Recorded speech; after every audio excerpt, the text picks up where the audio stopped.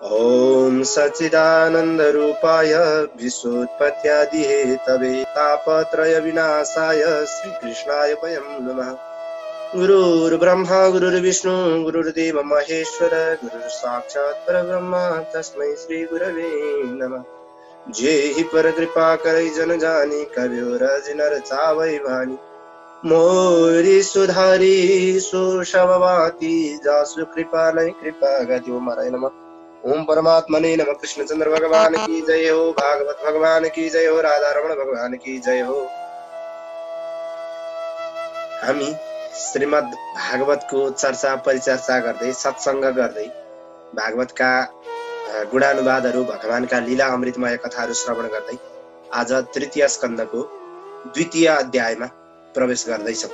प्रथम अध्यायमा उद्धवजी र विदुरजीको भेट भइसकेको छ।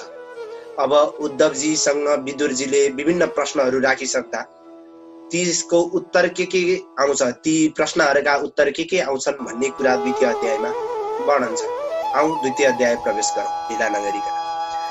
श्री शुक उवाच इति भागवतः पृष्ठाः क्षत्रा वार्तां प्रियाश्रयां प्रतिवक्तुं न चोत्सेह औत्कण्ठ्यात् स्मारितेश्वर।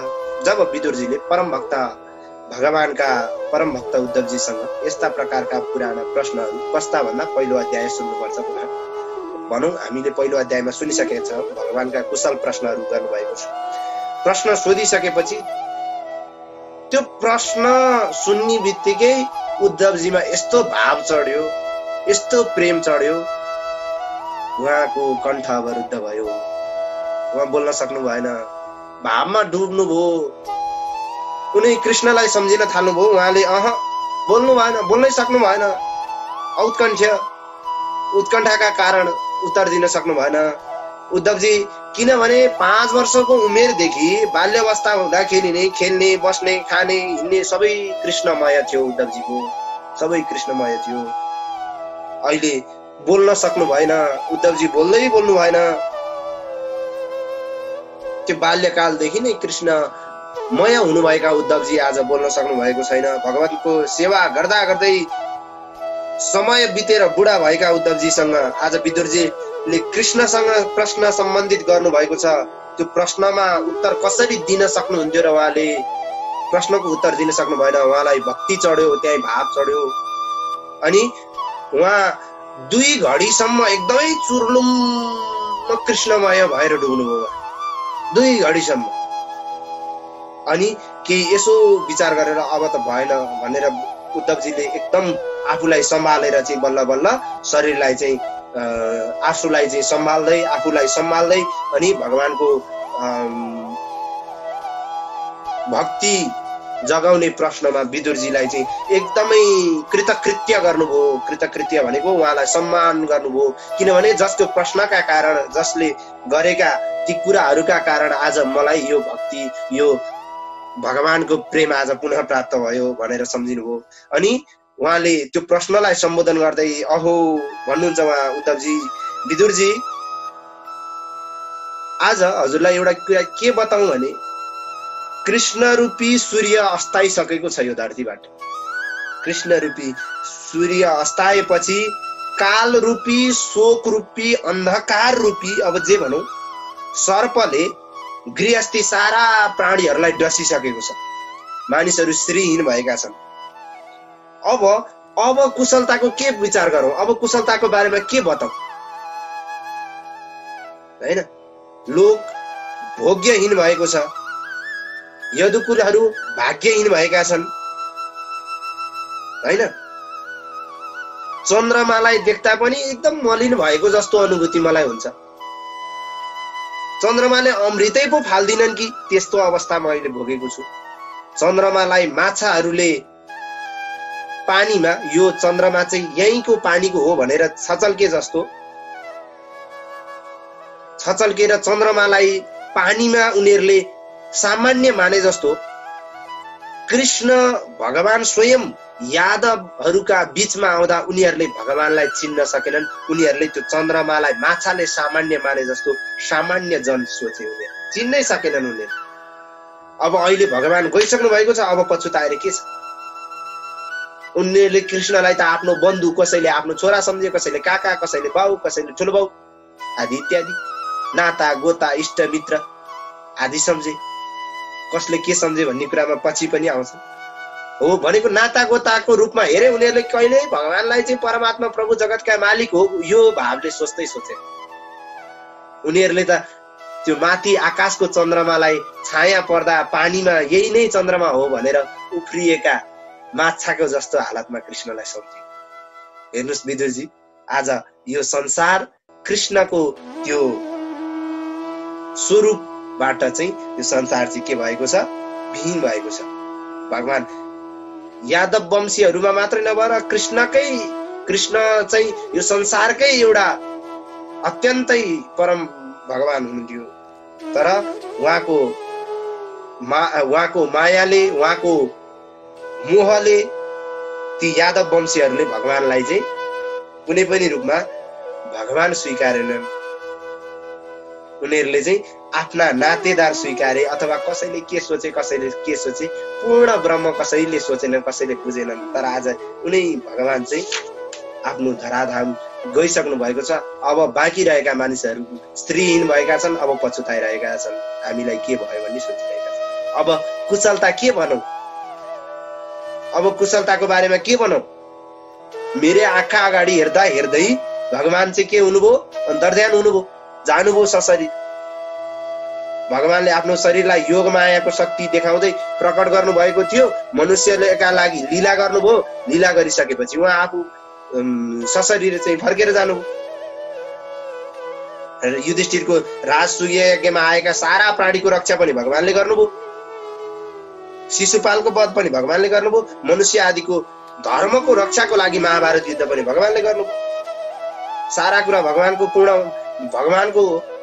पूर्ण हाँसो, विनोद, लीलापूर्ण हेराई, सम्मानित भएका ब्रजवासी स्त्रीहरू ती उनीहरूतिर आकृष्ट भइरहन्थे भगवानपट्टि सदैव। भगवानको एकचोटि यसो कर्के नजर, विनोदपूर्ण हेराई, कर्के नजर, हाँसो, अझ मन्द मुस्कानका साथको हाँसो देखेपछि को लट्ट नहोला। एउटा सामान्य मान्छेले त त्यसरी चाहिँ यदि कर्के हेराइले चाहिँ मुसुक्क हाँसेर बोल्दियो भने मान्छेहरू लट्टै हुन्छ, एकअर्का प्रति आकर्षित हुन्छ। यो त ऊ त सर्व जगतका मालिक भगवान, उनले हेर्दा ती गोपिनीहरू किन लट्ठ नहुन्? सारा काम छोडेर उनी कृष्णमा तल्लीन भएर दौडिन्थे, सारा कुराहरू सुम्पिन्थे। चराचर जगतका मालिक हुनुहुन्थ्यो, प्रकृतिका स्वामी भगवान आफ्ना शान्त स्वरूपमा हुनुहुन्थ्यो। न उहाँमा कहिले विकार, न उहाँमा कहिले कुनै भाव। महात्माहरू उहाँलाई चाहिँ त्यो रूपमा देखेर एकदम गदगद हर्षित भएर चाहिँ महात्माहरू उहाँको स्तुति गर्थे। महत्त्वले युक्त भएर भनौँ, त्यो के भन्ने, अब प्रेमले युक्त भएर, महत्त्व भन्दा नि महत्त्वको यहाँ अर्कै अर्थ बताउन खोजेको, प्रेमले युक्त भएर होइन, प्रेमले युक्त भएर एकदम भगवानका स्तुति गर्दै। चराचर जगत प्राणीका चाहिँ भगवान आफ्ना शान्त स्वरूप महात्माहरू आफ्नै घोर रूप असुरद्वारा पीडित भएको देखेर करुणाले द्रवित हुनुभएको थियो र अजन्मा भइकन पनि आफ्नो कार्य महत्त्वले युक्त भएको शरीर लिएर काठबाट अग्नि प्रकट भए जस्तो भगवान प्रकट हुनुभएको थियो। काठबाट जसरी अग्नि निस्किन्छ भगवान त्यसरी निस्किनु भएको थियो।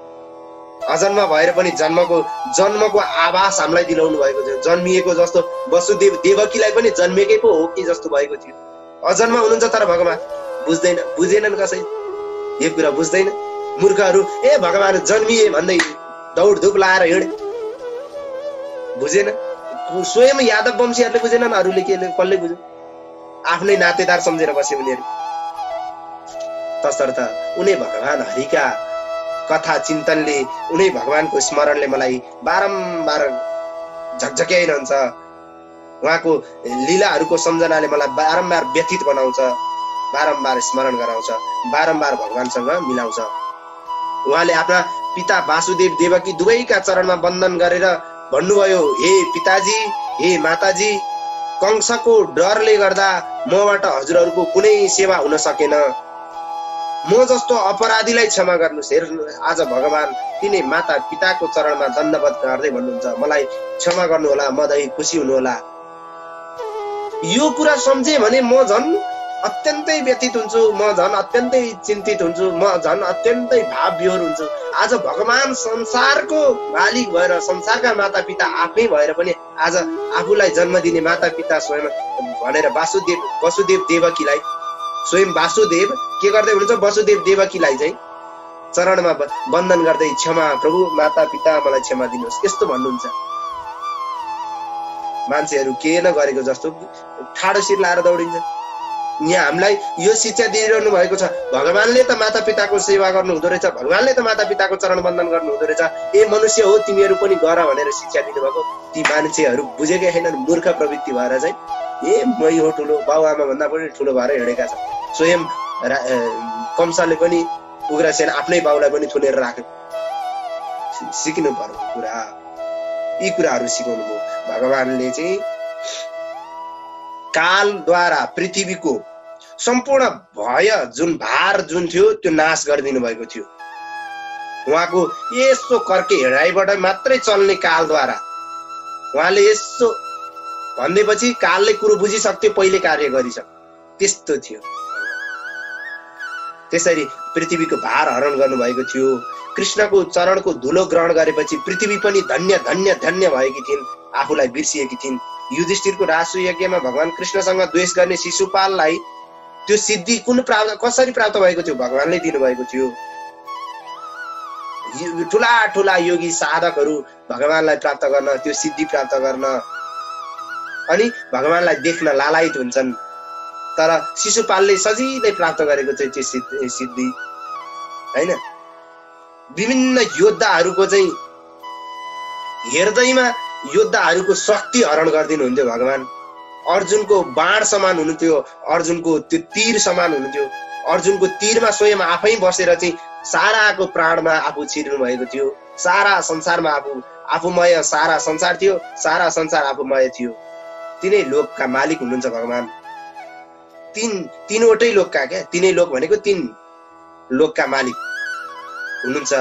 अनि आनन्दको प्राप्ति स्वरूप पूर्ण ब्रह्म हुनुहुन्छ भगवान। अनि पूजा अर्चना यज्ञ यज्ञादि योग तपस्या ध्यान जसले जे गरोस् अन्तिममा प्राप्त हुने बिन्दु भनेको उनी परम तत्त्वको बिन्दु हो। अन्तिममा प्राप्त हुनु भनेको उनी परम तत्त्व हो। तसर्थ सारा मान्छेले जताबाट कोही योगीले योगबाट स्तुति गर्लान्, कर्मकाण्ड गर्नेले कर्मकाण्डबाट स्तुति मन्त्र गर्लान्, अब यज्ञ गर्नेले यज्ञबाट गर्लान्, जप गर्नेले जपबाट गर्लान्, तप गर्नेले तपबाट गर्लान्, तर अन्तिममा वस्तुतः प्राप्त हुने चिज किन एउटा परमात्मा हो। हे विदुरजी, कृष्णसँग राजसिंहासनमा बसेका उग्रसेनको अगाडि खडा भएर निवेदन गर्नुहुन्थ्यो कृष्ण स्वयं भगवान। त्यो उग्रसेनको अगाडि बसेर निवेदन गर्नुहुन्छ, हे देव हामी सबैको निवेदन सुन्नुहोस्, हजुर चाहिँ हामी हजुरका सेवक हौं हैन, हामीलाई चाहिँ रक्षा गर्नुहोस् आदि कुराद्वारा चाहिँ सम्बोधन गर्नुहुन्थ्यो उहाँले। आदि यस्ता प्रकारले हामीहरूको रक्षा गर्नु भनेर उग्रसेनसँग चाहिँ उहाँले के भन्नुहुन्थ्यो, आफू सेवक भएको कुरा जनाउनुहुन्थ्यो र अनि हामीलाई रक्षा गर्नुहोस् भन्दा यो कुरा सम्झिँदा संसारको मालिक ऊ भएर आफ्नो मालिक उग्रसेनलाई सम्झेर चाहिँ स्तुति गर्थे त्यो ठाउँका मालिक। हेर्नुहोस् त, त्यो राजाको कति सम्मान, ती ब्राह्मणको कति सम्मान, ती त्यहाँ भएका माता पिताको कति सम्मान, त्यो ज्ञान लिने हो कृष्णद्वारा, त्यो सिकाइएको उपदेश लिने हो। मान्छेहरू बुझ्दैनन्। अहो बकियम स्तनकालकुटम जिघांसया यदप्य साध्वी लेभे गतिम धातृचिताम ततोन्यम कमवा दयालुम शरणम रजेम। तिनी बालक हातिनी स्वरूपमा आफ्ना स्तनमा हलाहल विष लिएर आएकी र विष पिलाएर भगवान कृष्णलाई मार्न आएकी इच्छाले आएकी पुतनाको पनि दूध पान गरेर स्तन पान गरेर धाई आमाले पाउने जस्तो, त्यो जसले बच्चालाई हुर्काउने धाई आमा हुन्छन् त्यो आमाले पाउने जस्तो योग्य पद दिनुभयो भगवानले। हेर्नुहोस् त, आफैलाई मार्न आउने व्यक्तिलाई पनि त्यस्ता दयालु, त्यस्ता परम दयालु भगवान कृष्णदेखि अतिरिक्त कसका शरणमा जाउँ हामी? अब कसको शरणमा जाने हामी? अब कसको ध्यान गर्ने? ऊ भन्दा बाहेक ध्यान गर्ने वस्तु कुन छ? ए विदुरजी सम्झाउँदै हुनुहुन्छ, अत्यन्त महत्त्वपूर्ण श्लोक हो यो। हेर्नुहोस् त, आफैलाई मार्न आउने मान्छेलाई हामी कसैले गाली गर्यो भने त त्यसलाई तै बाँकी छैन भनेर चाहिँ हिँड्छौ मान्छे।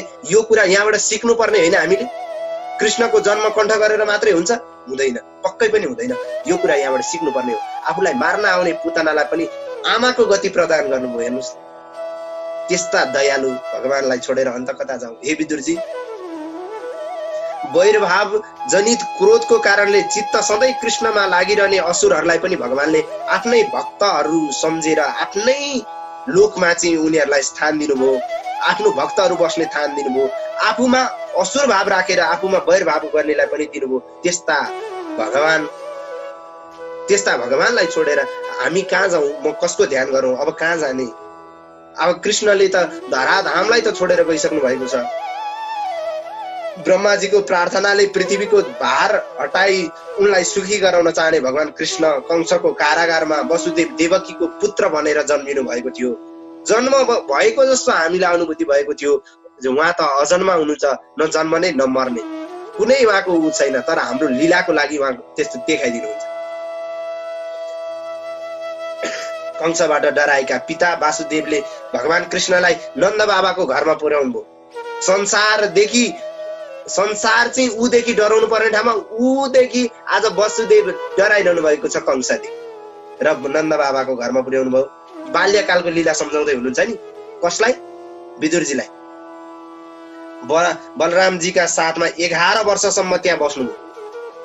यहाँ भन्दै हुनुहुन्छ एकादश समास तत्र बस्नुभयो त्यहाँ 11 वर्षसम्म। कहाँ? नन्द बाबाको घरमा, ब्रजमा हो।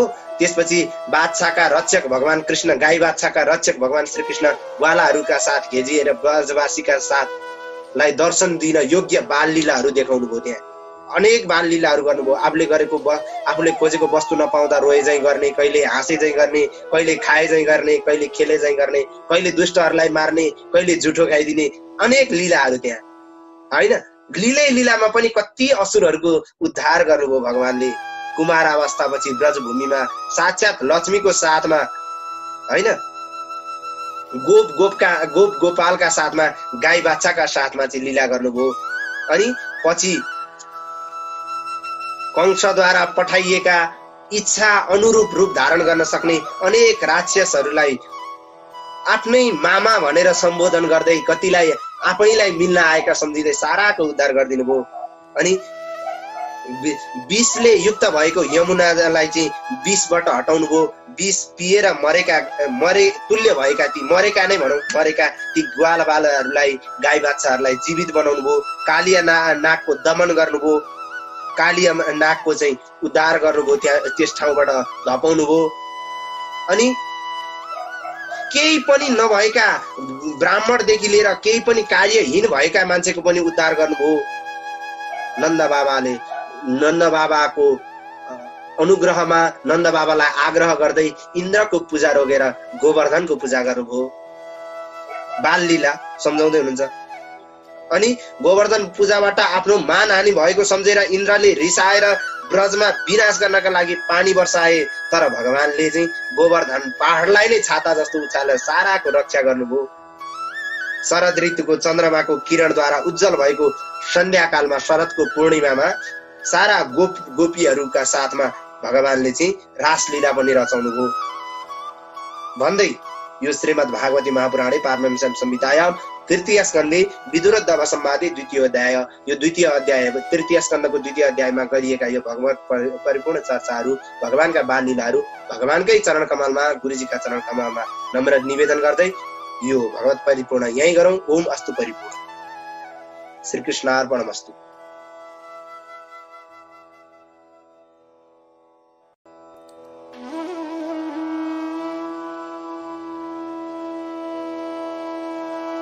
यस्तै भिडियोहरूको लागि हाम्रो च्यानललाई सब्स्क्राइब गर्नुहोस् र फर्स्टमा भिडियो हेर्नको लागि बेल आइकनलाई अन गर्नुहोस्।